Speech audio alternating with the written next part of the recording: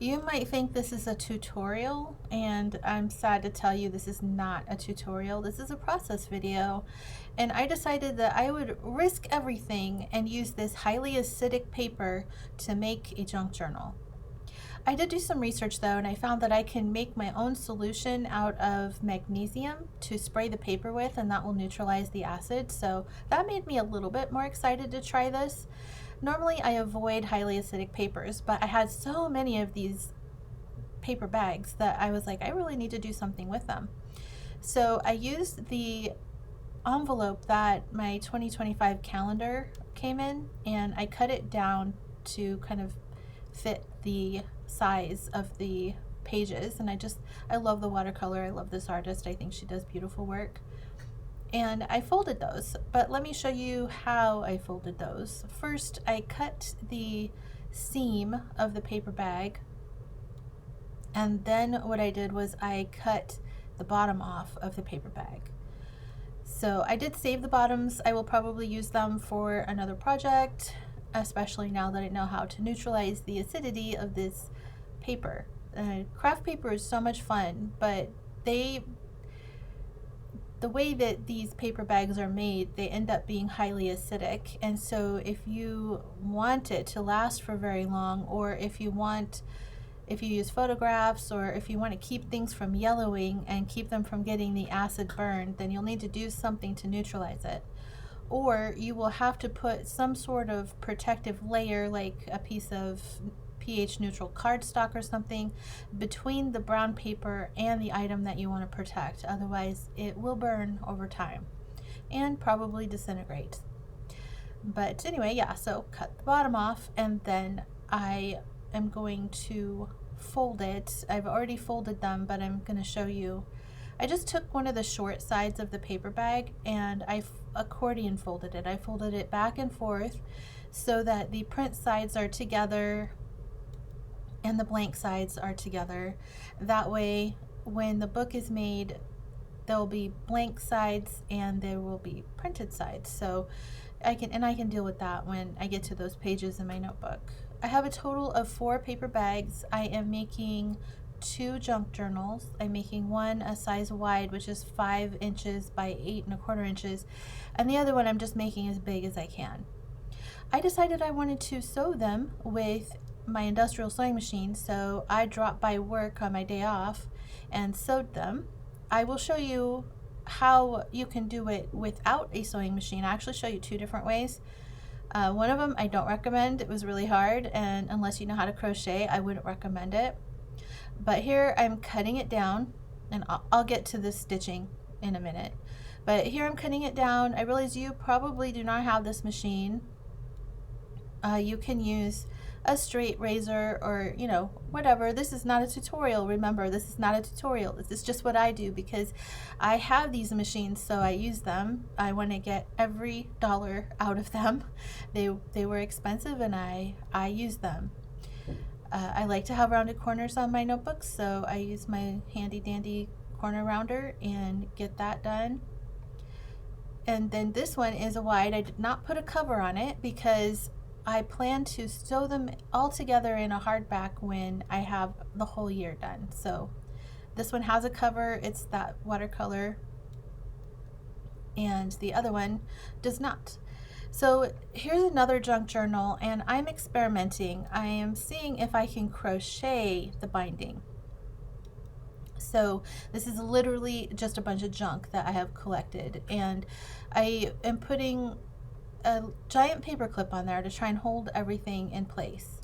In the very middle, I have deconstructed an envelope, and I have put that in the very middle of the little booklet. Then what I do is I take an awl, and first I mark out the holes. I'm putting the holes, let's see, I think I used centimeters. So I'm marking them, just every number on the ruler there, I'm marking it. And I think that ends up being nearly 1/2 inch apart.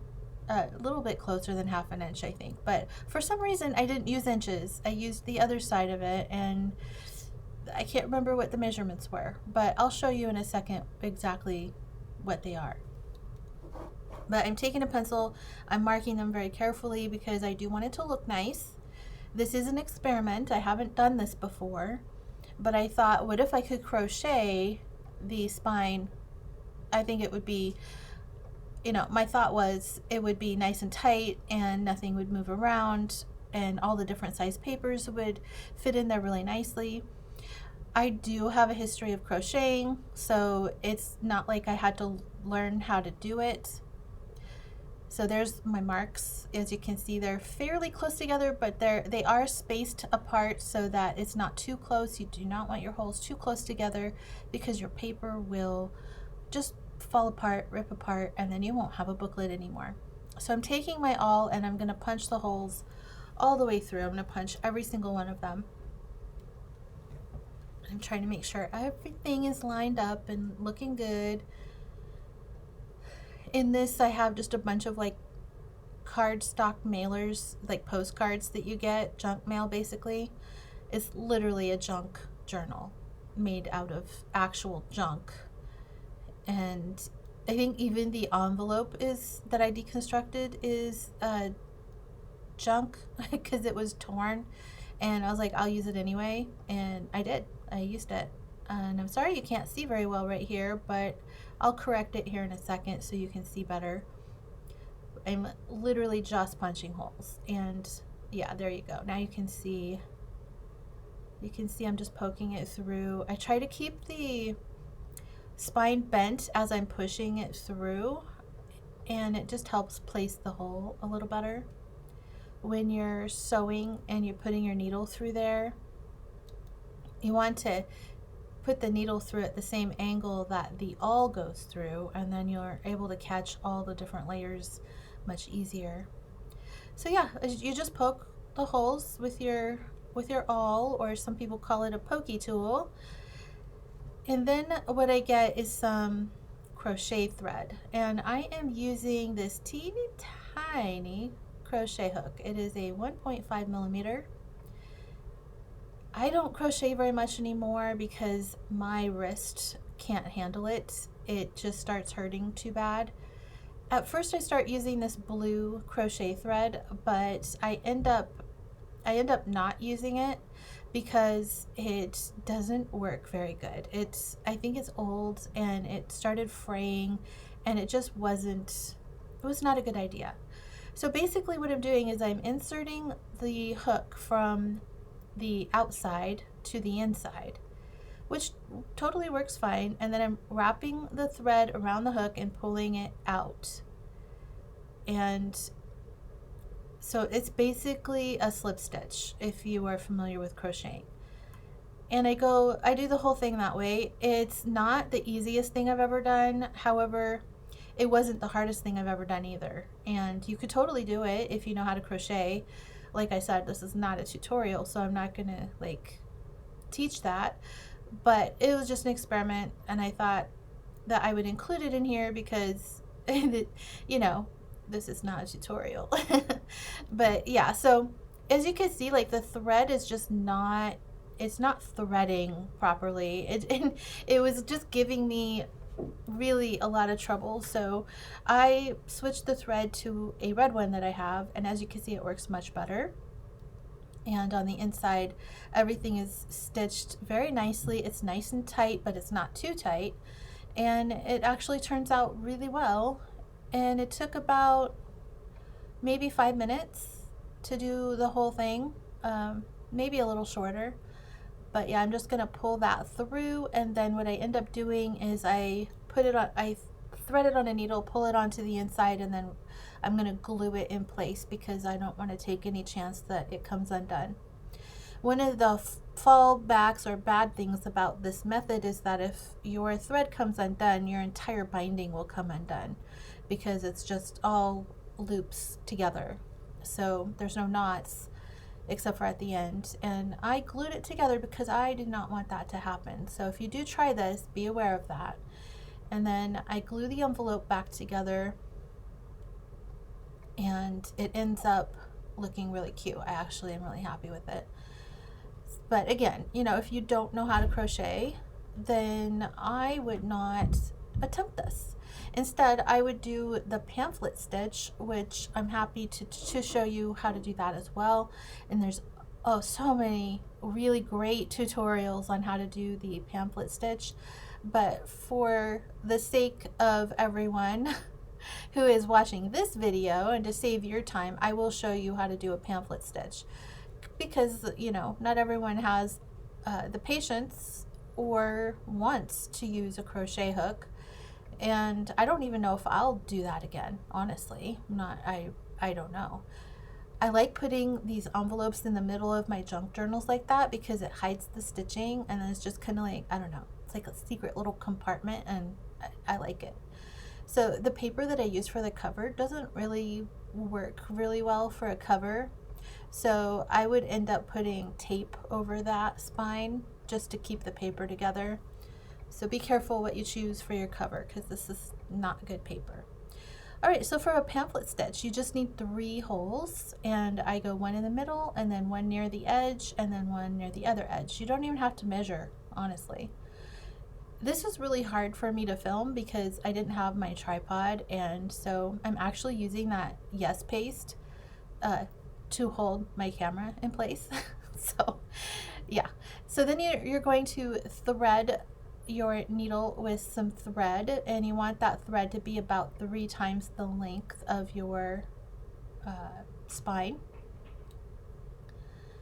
And I'm just using a regular needle that has a big enough eye to hold the thread, and the thread is not even waxed. Waxed thread is way better, but I just didn't feel like it today. So I'm threading my needle, and then I'm going to insert the needle into the middle hole from the inside. Now you can do it from the outside, it's up to you. The basics are the same. So you're going to go from the inside. For me, I'm going from the inside to the outside, and see how it doesn't want to go through, and that's because I have, oops, okay, here we go. Hopefully you'll be able to see better now. So I'm going to poke it through the middle hole, and we're going to leave a tail. Whoops. Where'd you go? There we go. Like I said, this was difficult to film, but we're going to leave a tail, and then we're going to go, you can pick top or bottom, doesn't matter. Pick the next hole, left or right, your choice. It's going to be the same no matter what. So we're going to go in, back into the inside from the outside. Zoom in a little bit so you can see a little better. And there we go. And then you're going to go down to the bottom. Okay, easy peasy. Then what you're going to do is you're going to very carefully go back into the middle hole, making sure that you don't puncture the string that's already in there.